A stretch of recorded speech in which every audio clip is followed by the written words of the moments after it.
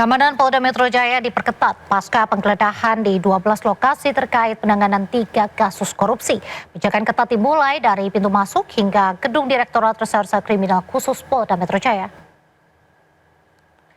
Berbeda dengan hari-hari biasa, penjagaan markas Polda Metro Jaya pada Kamis pagi tadi diperketat.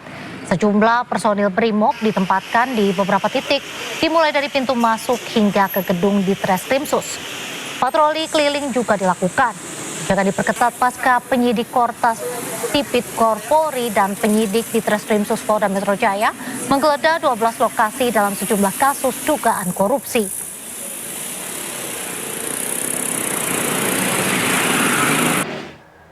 Kita beralih ke informasi lain, pemirsa. Roy Suryo dan Dr. Tifa mengaku mendapat ancaman pembunuhan menjelang persidangan terkait polemik ijazah Jokowi. Roy dan Tifa juga mengaku mendapat berbagai bentuk intimidasi. Orang saya bilang borgol saya yang semua polisi saya bilang memang benar. Kalian mau bunuh Roy Suryo sama Dr. Tifa saya bilang. Semua lain kok.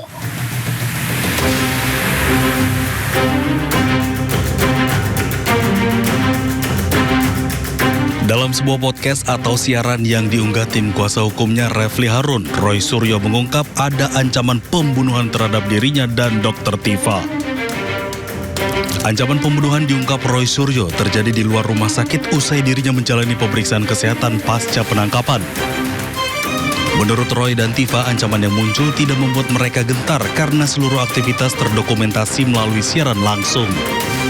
Roy dan Tifa juga menilai ancaman dan intimidasi menunjukkan ada pihak-pihak yang khawatir menghadapi proses pembuktian di pengadilan. Akan sidang itu, sidang kita kalau kami kan siap, bismillah, kita siap, udah persiapkan segala macam, ilmu hukumnya kita siap dengan melalui kita, kemudian kita juga sudah rapat, kita sudah simulasi, jadi kita siap. Yang nggak siap itu bikin kayak gini nih, bikin teror, bikin intimidasi, segala macam cara mereka lakukan, yang mereka katakan itu padahal kita bukan aib, itu kan sesuatu yang biasa aja. Itu kan yang terjadi, itu biasa. Siapa orang punya kan? Ada tuh yang teriak-teriak di luar rumah sakit. Berani banget. Emang berani saya karena benar. Katanya mereka juga berani ngapa-ngapain. Orang saya bilang borgol saya yang semua polisi saya bilang memang benar. Kalian mau bunuh Roy Suryo sama Dr. Tifa saya bilang. Semua lain kok. Iya. Enggak kita. Karena kami lain sudah satunya live. Jadi ini udah tahu mau dipaksakan ini. Itu aja. Dr. Tifa akan menjalani sidang kedua yang beragendakan pembacaan keberatan atau eksepsi pada Kamis 9 Juli. Sementara Roy Suryo akan menjalani sidang pra-peradilan keduanya terkait status tersangka pada Jumat 10 Juli. Pada pra-peradilan pertama terkait penangkapan, penggeledahan, dan penahanan, Majelis Hakim memenangkan Roy Suryo. Dari Jakarta, Tim Liputan iNews melaporkan. Usai polisi menggeledah kafe The Clan terkait dugaan korupsi dan tindak pidana pencucian uang, rumah diduga milik Jaksa Agung Muda Bidang Tindak Pidana Khusus Kejaksaan Agung Febri Ardiansyah di Kebayoran Baru, Jakarta Selatan sempat dijaga ketat personil TNI pada Rabu malam.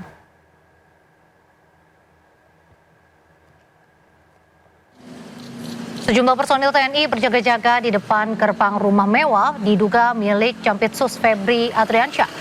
Sebelumnya, tim penyidik melakukan penggeledahan di The Clan Signature Cafe dan sebuah money changer di Cipete, Jakarta Selatan. Dari penggeledahan, penyidik menyita dokumen serta uang dalam berbagai mata uang asing, diduga terkait penyidikan dugaan korupsi batu bara, PLN, Asabri, dan Krakatau Steel. Mabes TNI buka suara terkait penjagaan di rumah Jampitsus Febri Ardiansyah. Menurut Kapuspen TNI Brigjen Muhammad Nas, pengamanan dilakukan atas permintaan kejaksaan sesuai dengan ketentuan yang berlaku tentang perlindungan jaksa. Kapuspen TNI juga menyebut bahwa pengamanan tidak berkaitan dengan isu saat ini dan penggeledahan di sejumlah lokasi merupakan wewenang Polri.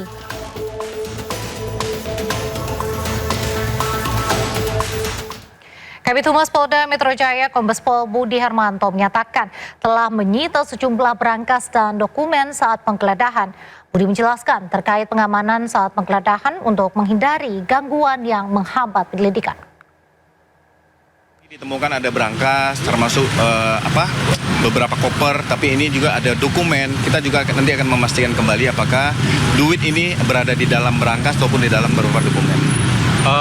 Pak, ini kan juga cukup banyak begitu ya, ada dari Brimob yang turut berjaga dan memang ini nampaknya mendapatkan perhatian dari masyarakat yang melintas di kawasan ini. Mengapa, Pak?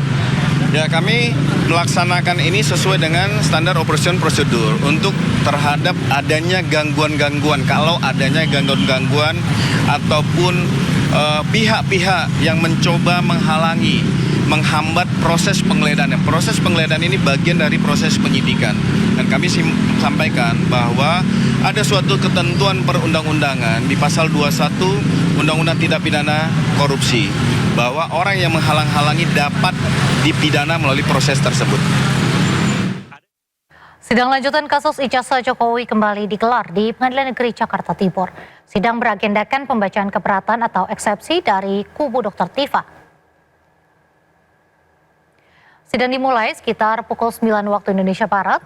Sidang beragendakan penyampaian keberatan atau eksepsi dari pihak kuasa hukum terdakwa Dr. Tifa terkait kasus dugaan fitnah dan pencemaran nama baik atas ijazah Jokowi. Dalam eksepsinya, kuasa hukum Dr. Tifa menyatakan dakwaan yang dibacakan jaksa pada sidang sebelumnya tidak berdasar. Kuasa hukum Tifa menilai harusnya jaksa menuntut terdakwa berdasarkan alasan yang jelas.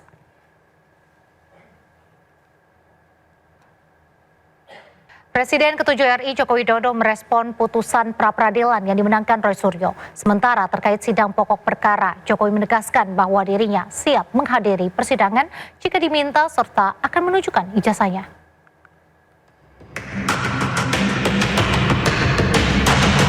Pengadilan Negeri Jakarta Selatan menerima sebagian gugatan pra-peradilan Roy Suryo terkait penggeledahan, penangkapan, dan penahanan Roy Suryo dalam kasus fitnah ijazah Jokowi.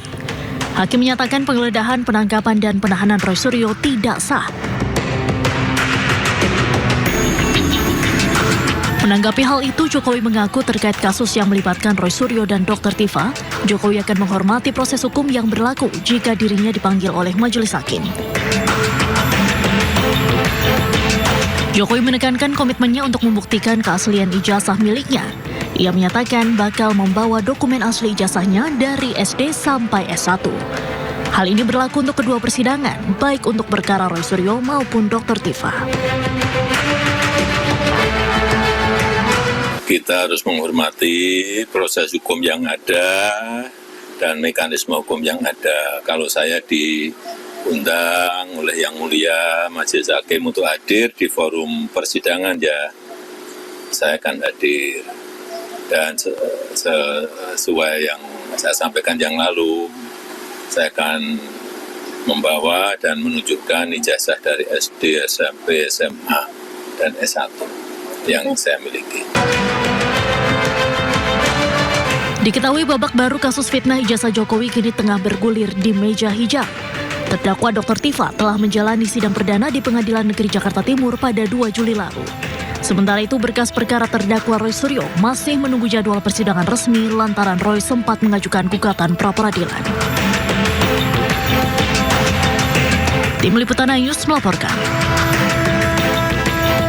Pemirsa, Indonesia mencetak sejarah baru di sektor energi. Dengan memanfaatkan potensi sumber daya alam, Indonesia berhasil mengimplementasi energi baru terbarukan, yakni biodiesel 50% dengan campuran minyak sawit atau B50.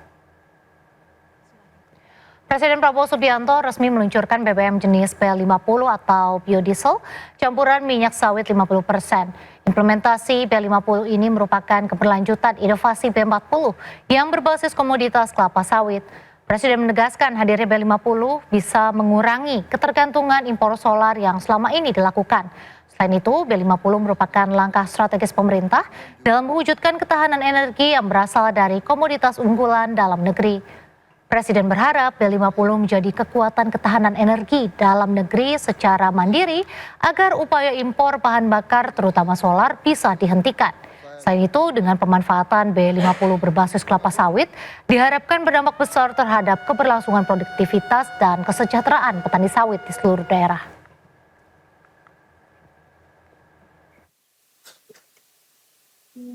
Kemandirian energi B40